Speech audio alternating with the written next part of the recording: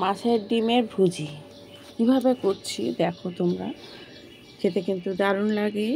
Mister রান্নাঘর থেকে সোমা বলছি। আশা করি বন্ধুরা তোমরা ভালো আছো। পুরো ভিডিওটা দেখার অনুরোধ রইল। প্রথমে তেলের মধ্যে দিয়ে দিলাম 5 ফোড়ন, তারপরে দিচ্ছি নিয়েছি বেগুন, আলু আর কুমড়ো, তার সাথে পেঁয়াজ কুচিয়ে নিয়েছি, সেটাও দিয়ে দিলাম। তার সাথে যে ডিমটা আছে মাছে সেটাও দিয়ে দিলাম।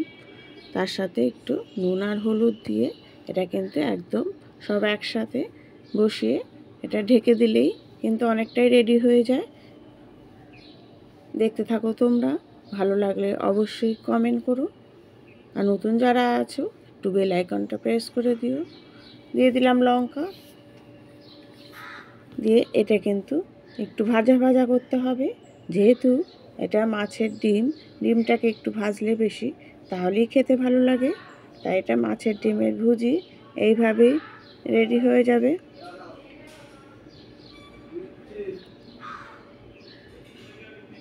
Thank you.